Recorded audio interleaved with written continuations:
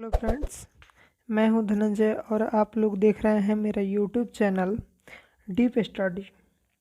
और मैं आज आप लोगों के लिए बताने वाला हूं कि आप बोर्ड 2023 जो बिहार बोर्ड से हैं और 10वीं का एग्ज़ाम देने वाले हैं, वे किन किन टॉपिक को पढ़ें, या तो ग्रामर में या हिंदी में, बुक में जो बुक पोर्शन में मतलब क्या क्या पढ़ें कि वे अच्छा से अच्छा स्कोर कर पाएँ। तो अगर आप मेरे चैनल पे अगर पहली बार आए हैं तो मेरे चैनल को लाइक और मेरे वीडियो को लाइक और चैनल को सब्सक्राइब कर दीजिए। और चलिए मैं बताने जा रहा हूँ कि आप बिहार बोर्ड से हैं, 2023 में एग्ज़ाम देने वाले हैं, तो व्याकरण और किताब में आपको क्या क्या पढ़ना चाहिए, उसका फुल सिलेबस आपको क्या क्या पढ़ना चाहिए, इसका मैंने अच्छा से डीपली पूरा बनाया हुआ है। देखिए, तो सबसे पहली बात आती है कि अगर हम कोई अगर मंजिल प्राप्त करना चाहते हैं तो उस मंजिल को प्राप्त करने के लिए कोई ना कोई रास्ता ज़रूर होता है। तो अगर रास्ता हमें अगर पता हो तो उस मंजिल तक हम अच्छा से पहुंच जाते हैं। तो इसीलिए मैंने यह वीडियो बनाया हुआ है कि अगर आप बोर्ड 2023 में एग्ज़ाम देने वाले हैं तो आपको हिंदी में, स्पेशली हिंदी में क्या क्या पढ़ना चाहिए कि आप लोग अच्छा से अच्छा स्कोर कर पाएँ। ठीक है, तो देखिए कि जब हम एग्ज़ाम देने जाते हैं, चाहे आपने अगर क्वेश्चन बैंक ख़रीदा होगा तो उसमें आपने देखा होगा कि उसमें मतलब कोई भी क्वेश्चन आपके भैया हों या दीदी हों, अगर आप उन्होंने जो 10th का एग्ज़ाम दे दिया हो तो उनका पेपर लेके आप देखिएगा कि उसमें क्या होता है कि उसमें दो मतलब पोर्शन होता है, मतलब दो भाग होता है, खंड अ होता है और खंड ब होता है। तो खंड अ में अब क्या हो गया कि मतलब 50% ऑब्जेक्टिव और 50% सब्जेक्टिव आ रहा है।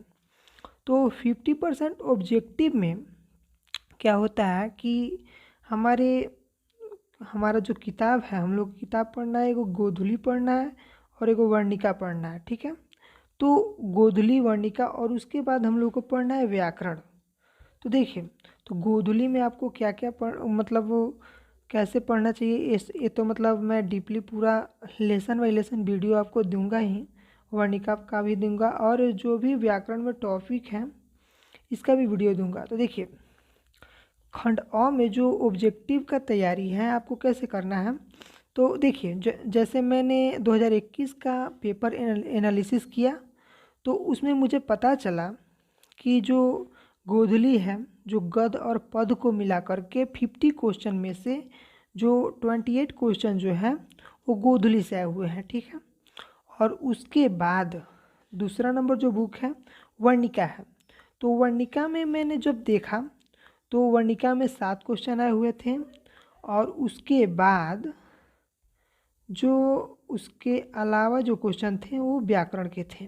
ठीक है, तो व्याकरण में कौन कौन सा टॉपिक था इसको पहले देखने का प्रयास करेंगे। तो देखिए, स्त्रीलिंग पुल्लिंग से आपका एक क्वेश्चन आया था। ठीक है, उसके बाद आता है उपसर्ग, आता है प्रत्यय, आता है उसके बाद विलोम शब्द आता है, पर्यायवाची शब्द आता है। ठीक है, उसके बाद आता है मुहावरा।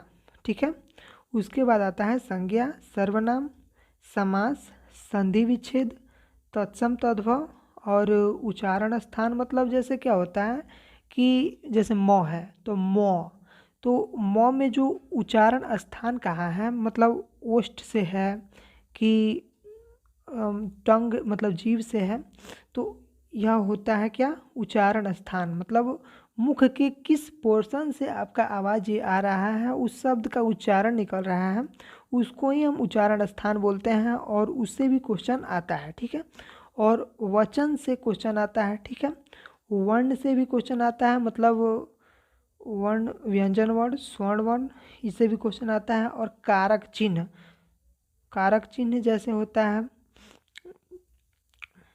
कारक चिन्ह में से भी क्वेश्चन आता है। ठीक है, तो टोटल मार्क्स आपका मतलब 50 हो गया। ठीक है ना, जो 50% ऑब्जेक्टिव है वो 50 मतलब आपका पूरा, मतलब अगर आप जोड़िएगा तो ये 50 हो गया। ठीक है, अब देखिए तो इसमें इतना टॉपिक, कौन कौन सा टॉपिक है, तो स्त्रीलिंग पुल्लिंग है, उपसर्ग है, प्रत्यय है, विलोम है। तो इसको देखिए, तो 3 टॉपिक से क्या है, 50% ऑब्जेक्टिव आपके पूछे जाते हैं। और उसके बाद आता है खंड ब, ठीक है ना। खंड अ में आपको क्या क्या पढ़ना है, इसका आप लोग अगर चाहते हैं तो आप इसका स्क्रीनशॉट भी ले सकते हैं। तो आपको इस सब मतलब पढ़ना है, उसके बाद आपको ये चीज़ें पढ़नी है, ठीक है। अगर आप इसको अच्छे से मतलब टॉपिक वाइज अच्छा से पढ़ लेते हैं तो आपका ये श्योर है कि आपका मतलब 50% ऑब्जेक्टिव में एक भी ऑब्जेक्टिव आप नहीं छोड़ के आइएगा और 50 में 50 मार के आइएगा, ये मेरा गारंटी है, ठीक है। उसके बाद आता है खंड ब। खंड ब में क्या होता है, सब्जेक्टिव क्वेश्चन होता है, ठीक है ना।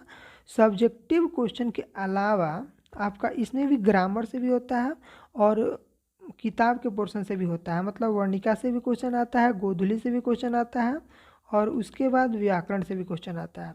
तो किताब में क्या होता है कि जो 10 नंबर का आपका प्रश्न उत्तर आएगा, मतलब पाँच क्वेश्चन आएगा, दो नंबर का जो वह क्वेश्चन होता है। तो 10 नंबर का वो क्वेश्चन आएगा।